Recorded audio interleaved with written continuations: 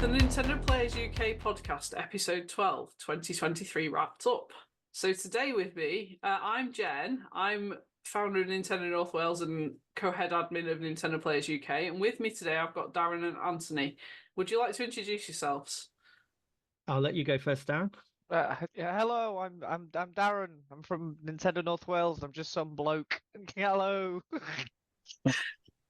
And Ant? Hi, I'm Ant. I'm from Nintendo Basingstoke, but I also help out on the committee of Nintendo Players UK.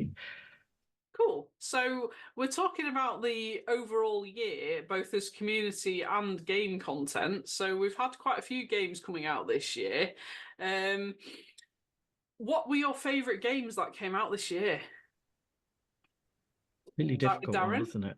It's got to be Pikmin 4 for me. Like I spent way too much time in that video game, and I'm still playing through it now.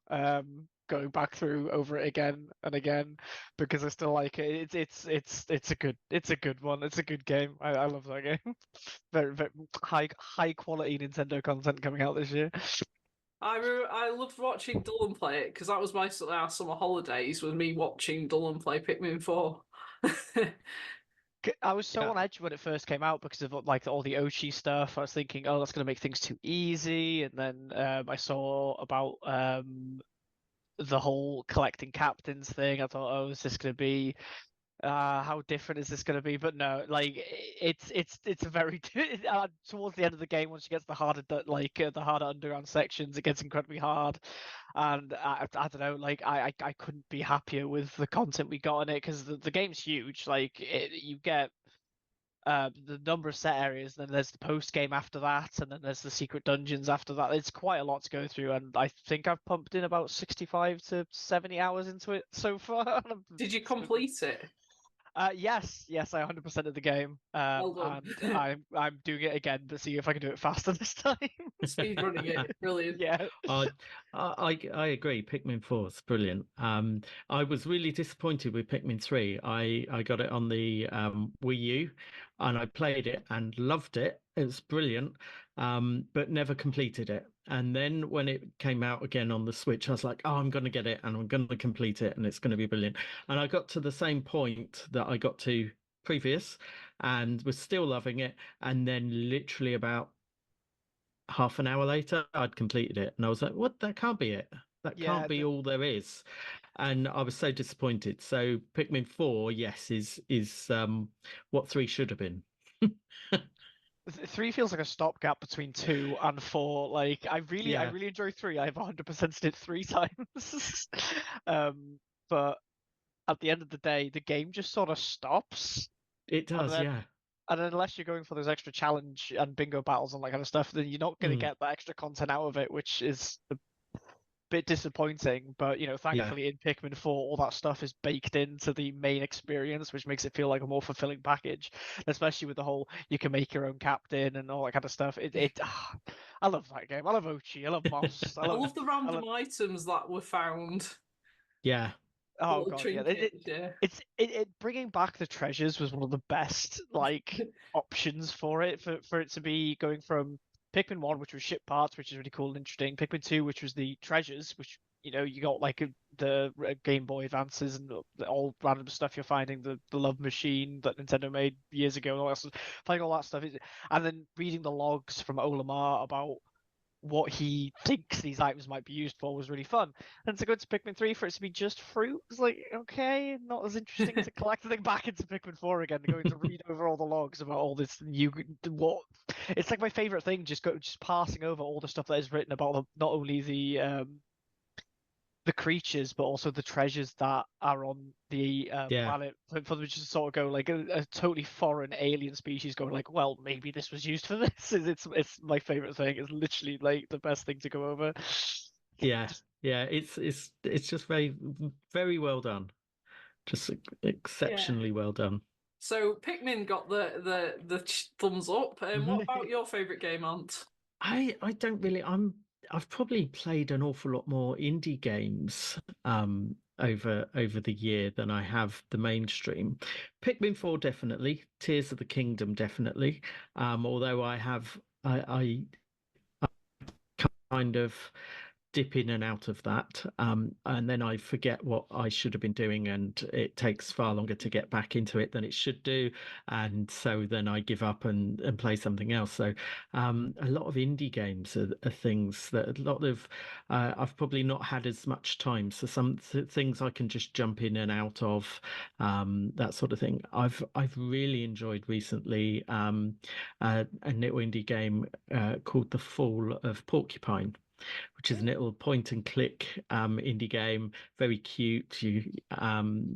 You control a little pigeon that is a doctor in a hospital, and it's all very cute, and there's a mystery around it.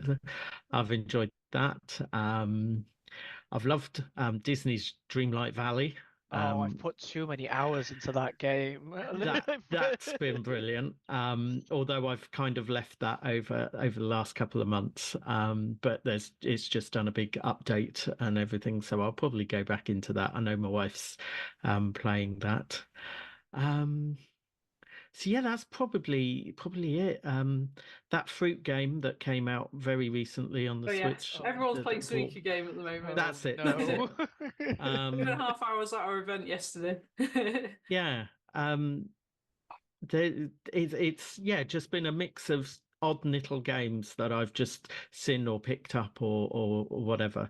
But probably most hours has been either Pikmin or Disney's Dreamlight Valley. Yeah, so yeah, it's good to have the option of little games that you can dip in and out of, as well as ones that you can put hours into, like Pikmin. Yeah. So Yeah. my two favourites, I've got Super Mario Wonder from the spectator's point of view, because as a platformer, I'm rubbish, but Dylan is pretty decent. Dylan's the husband, of course. He plays them 100%, and I enjoy the musical side of it. So the Piranha Plant level and the opera singing King Boo piqued my interest the most. I could watch the soundtracks back again and again. I've even got the Piranha Plant on my Spotify playlist. But playing myself, my favourite game is probably Samba de Amigo. So basically, when that came out in September, I played Yeah. it solidly every day for 2 months instead of my usual workout of I usually play fitness games anyway, but I saw that as an alternative fitness game. Okay, you're just waving your arms about, but it was a proper cardio workout for the first. It is. I did the demo, and yes, it's a definite workout. Yeah, I really need and to pick it up. yeah, I've got to the last 3, so I'm on 77 out of 80 on the Streamy Go bit, which is the one-player mission mode, and I'm so annoyed that I can't do the perfect combos. The Joy-Cons are always slightly off, and I can never quite get it, but hopefully by the end of next year I can say I've 100%ed it, whether that's with help or on my own. We will see. So they're our favourite games of the year. Of course, we had Fire Emblem in January, we had Metroid Prime Remastered in February, Kirby's Return to Dreamland Deluxe 24th of February, the Super Mario Brothers movie. Now, that was a different one because that was obviously a film, not a video game. And leading on to the community side of it, we had cinema trip in North Wales. I don't know what Basingstoke did for it. Yeah, we had a group of us go out to the cinema as well. Yeah. Everyone loved it. Yeah, and we what we did was we had a shorter event in Bangor, and then we had enough drivers to drive to Llandudno Junction, where the nearest bigger cinema is, and we went to Pizza Hut as well. So Awesome. that's a lot. When I asked people after the event what their favourite event of the year was, most of them said the Mario movie event. So that was nice to hear. I've got to agree with that. Like it was such a fun time, especially seeing the movie as well. I mean, like no Bob Hoskins, but you know, we had a good thing going. It was pretty great. It's pretty great. Yeah, it's a good film. Yeah, and I think there's a Zelda film coming out next year, isn't there? Well, they say that. Whether it will or not, I Looking don't forward know. to the next cinema trip whenever it is. I wonder whether they've just sort of someone in Netflix or whatever film studio or whatever has just sort of said, let's whisper this out and see what people react like, to see. That's what I think it is at the moment. I'm not sure that it's actually in production. Well, I'm sure Nintendo North Wales will be down for it, whatever it is. I think they just want the pizza, really, don't they? But yeah, so we also had Pokemon Horizons 14th of April, Tears of the Kingdom, of course, in May, Pikmin 4 in July, Super Mario Brothers One Day in October, WarioWare Move It in November. Now, WarioWare was a very popular one amongst our lot as well, because we made an event out of it in November, and everyone just had such a crazy random time with it. Yeah, so did we in Basingstoke. It was a really great event, really random. It's a random game, isn't it? I'm a huge fan of the WarioWare series. Like dating back to like when I first had the GameCube version, and I didn't end up picking up this one because I didn't quite get on with the previous ones. I thought, oh, maybe they're taking it a new direction. Playing it at the event was it took me back to the Wii version. Like that's how much fun I had with it, and I was like, okay, I need to pick this up now. I need to go and like play this on my own. Like it's such a fun experience. Like it's gone back to the microgame mayhem of what Wario kind of came from. Like we haven't had something like this since the WarioWare Gold, which was the repackaging of all the old best mini games. But it like the design of the mini games and the fact it uses the gestures like it did on the Wii as well. It just I loved it. Absolutely loved it. Absolutely loved it. See, I've never been a fan of the WarioWare games because I mainly play on my own. Yeah. So to play it on your own, it just seems like a weird thing. It doesn't seem to work as well. But at our events, when we do a WarioWare event, which we probably do something at least once a year where we go back to one of the games, or we create a weird tournament that's Wario-esque or something. It's so much fun, and to watch other people enjoy it like that, it's a good game. I can't deny that. Just not one for single play. You have to play it with people. You have to laugh at each other. Yeah, it's very much like the party game. Like you need to have everyone playing it. And that's why it's great to have communities. Because that's definitely. One big party. Definitely. And what I loved about this one is it also has like that little board game multiplayer part, which is kind of like Mario Party. And I kind of think, that push it in that direction, and that's going to be awesome. So I hope they continue along that line with WarioWare. I really enjoyed the extra multiplayer modes in this one as well. Like the Medusa one was really like new, interesting, and really silly and fun. And the thing that I didn't expect from it as well is that I got really sweaty. Like it really worked. It really got me worked up playing the game because there was just a lot of physicality in the movement. But I loved it. It's so much fun. Yes. I'm always here for more Wario. We seem to keep getting like games where you're squatting. I don't know why. Everyone has very strong legs in your community. Yeah. I fell over like every time they asked me to squat. It's like I didn't know how low I was supposed to go, and I was like toppling over. I was like, Well, we've had quite a few funny events in North Wales. I'm assuming it's the same for Basingstoke, but we've had Mark from Nintendo Gloucestershire who put some comments in who he'd like to share with us. So he said his favourite event was his 10th anniversary meet in November, and despite having multiple activities going on, it felt extremely chill. It was nice to be able to play games on the venue's cinema screen. So that reminded me of when we didn't hire a cinema, but way back in 2014, our Christmas event was in a massive lecture theatre. And one of our most established members had his, it was a Wavebird controller back in the Wii U days, wasn't it? And we were playing Smash Brothers with the big screen, and he was right at the back of the lecture theatre operating it. And people were coming into the lecture theatre going, Where's the person playing it? I couldn't see him anyway because it was so far away. There's this little person at the back of the room, even though he was the tallest member of the group. But yeah, it's great. It's great when you can get the use of big screens anyway, because our home venue this year was the Weldon building, which has got two big screens because it's a double lecture room. That's partitioned, right. So we get the advantage of having two screens on the go.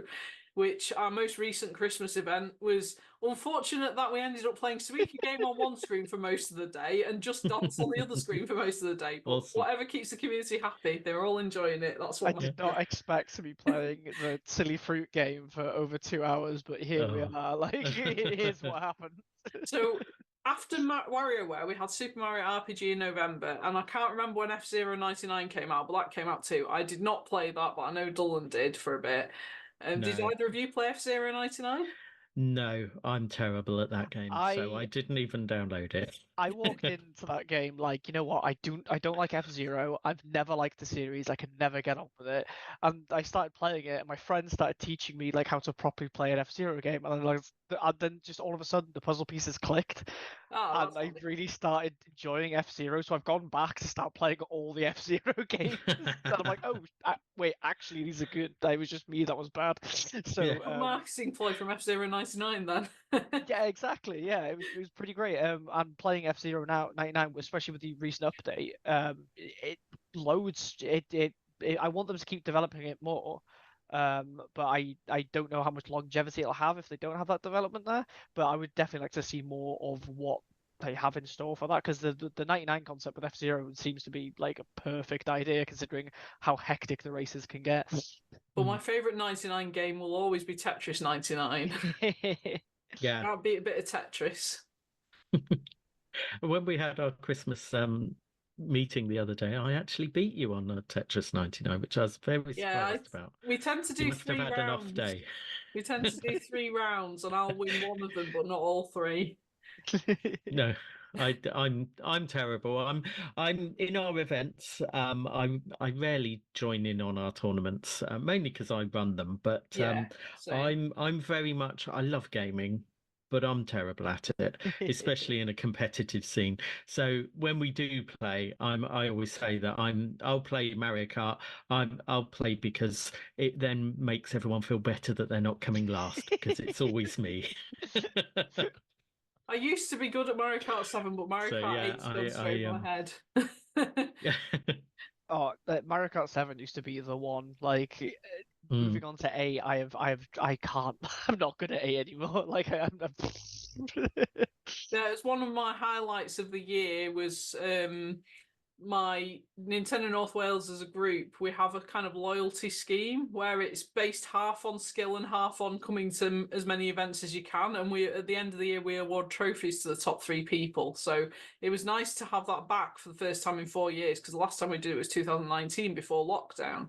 And we have a new generation of people now, because we're 11 years old now, so we've moved on a whole generation, and it was nice to see the younger people getting really hyped for it and really excited about who was going to come in which position. But we still had top 3. The third place was one of our most established members, and second and first were 2 of our newer members. So that was quite a nice mix, and the end result as well. Awesome. So That's a good idea to do for the events. Yeah, well, we've done it since 2014 when we had the official Mario Kart trophies to give away, and we're like, what can we do with these? And it was actually James Bowden's idea to have a league, but Nintendo North Wales were the only ones who followed through with the plan. No one else did. I think everybody else forgot about it, but we've done it ever since. Still have mine. Like, which year was that? Oh, awesome. 2015. Yeah. That we did a Smash League in 2015. Never again. Never That was the most stressful league. But anyway, yes, talking of longevity, a lot of groups turned 10 this year, including Nintendo Players UK itself. So we've grown a lot in those 10 years. What's your favourite memory over the last 10 or so years that your group has existed? Oof. Oh, God. That's a difficult one. Oh, God. I mean, it would probably go, we're Nintendo Basingstoke 10 next year. So we will have our birthday in sort of March, April. Is we started it sort of in March, but our first event was actually in April. So I had a month of rounding up people.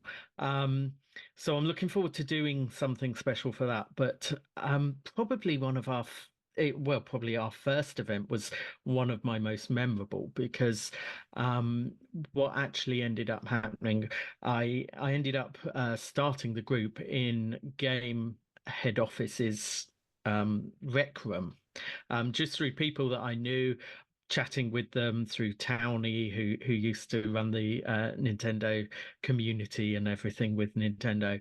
And it just sort of came about that, oh yeah, you can do it at our rec room, and that's wonderful. So we had this amazingly themed room that was actually Nintendo everywhere because Nintendo had Amazing. paid to do it. So it looked amazing. We had so many people turn up, and we did a Mario Kart tournament on the DS. Mario Kart 7, which was brilliant. But then Towney turned up and he had the new Mario Kart on the Wii U, and it was the first place that anyone anywhere had played it in the UK ever was at our event. And everyone was so blown away by it. It was really, really just a special moment. It was like, wow, this is really cool. So that one will always be sort of stuck in my mind because it just I was like, how can I top this after this happening at the first event? What on earth can we do? But we manage every month we manage to come up with something special, a crazy tournament of some description, and each one has its own merit. I couldn't really pick beyond that first one. I'm not sure I could pick one, maybe a Just Dance one, because most of our players that come to events, they don't do that sort of game. They're not Yeah. that sort of players, and they'll groan when you say, "Oh, we'll do a Just Dance." But actual fact, when we've done it, it's been the most fun ever, and everyone's really got into it and enjoyed it and had a whale of a time. But I don't know. I'm not sure beyond that. We Well, did it's a good we that did a you've got Zelda so one not many. long ago. It's good that you've got so Yeah, many memories. That yeah, we I've got a lot too because we make photo books every couple of years. So I've just released hmm the one that covers post lockdown and just before lockdown because the last one was up until May 2019, which we last went to the cinema for Detective Pikachu, and then we've got from the event after that until September 23. So I love that we've collected all the photos along the way mm, and actually remembered to print them out as well because often they get stuck on the computer forever. So yeah, we've yeah. got the actual memories, and it's great when we come to events and we've got the books out and people are actually looking through them and reminiscing. That's a It's really good idea. We've got it's four it's volumes now. Oh, I love insane that looking at idea. those books because when I Yeah, first started coming to the events, I was what, 17. I'm now yeah, 20 27, like yeah. about to be 28. Like We're all it 10 years later. I Do, won't say do you my know? age. I think that's the best thing about doing our events is seeing people grow up and grow into um, these special people that just love gaming. I've loved And watching people come out of the shells. Yeah. yeah, there's been so much of that where Yeah. it's a person that comes in that doesn't really say anything to anyone and sits in the corner and then maybe disappears halfway through, to now being one of the main people that's laughing and joking with everyone else. It's amazing. I think we can say that was the first place in this year's league, wasn't it? Really? Yeah. Yeah. You know who you are. So yeah, to round this up a little bit, so we're heading into 2024 very soon. What would you like to see your community do or have in 2024? Ant? That's More a fun. More difficult one fun. again. Um, yeah, just more fun. Just keep going, keep growing. I think Mm. is because I think we all suffered with the pandemic. Everyone sort of drew back into themselves, and it's only been over probably the second half of this year that everyone started to open up a bit more and be a bit more lively or free, if you like. Yeah. So that's what I'm looking forward to again, seeing it grow and people be happier and what have you with it. And obviously more games. We want more games. Of Just so course. that we have more fun and just yeah, really, really sort of push forward with it. A new Nintendo console wouldn't go amiss, you know, but that will happen when it happens. Yeah. Okay, Darren, I know you're not the founder because I am, but what would you like to see in Nintendo North Wales next year? I'm not sure. More just more fun. I More fun. That'll do. The groups are fantastic. Like it's one of my favorite times when there's an event and I can make it to it. It's full of people that have become lifelong friends, and I started off coming to these places, just totally shy, quiet. I wouldn't say boo to a ghost. It's quite hard, for me to introduce myself to people.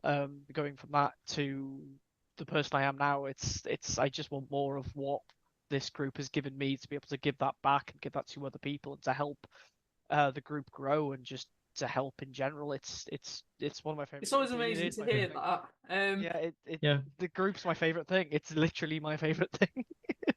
Yeah, so And I think that's important, that if anyone that's listening to this happens to be curious about events that Nintendo players groups do all over the UK, do go and take the plunge and join in.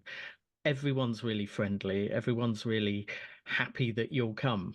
You don't have to jump in and dive in straight away and be the life and soul of the party, but just come and enjoy it and experience it, and it will become a huge part of what you are, because it's so much fun and we all love doing this hobby of gaming. You shouldn't be scared of it.